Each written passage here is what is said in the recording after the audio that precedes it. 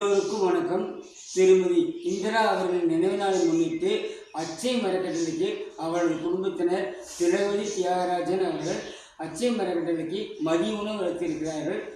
அவர்கள் ஆத்மா சாந்தி அடையவும் குடும்பமும் உற்றார் உறவினர்களும் நண்பர்களும் பல்லாண்டு வாழ்கின்ற அச்சை மரக்கட்டளை சார்பாகவும் முதியோர்கள் சார்பாகவும் ஆண்டவனை பிரார்த்தனை செய்கிறோம்.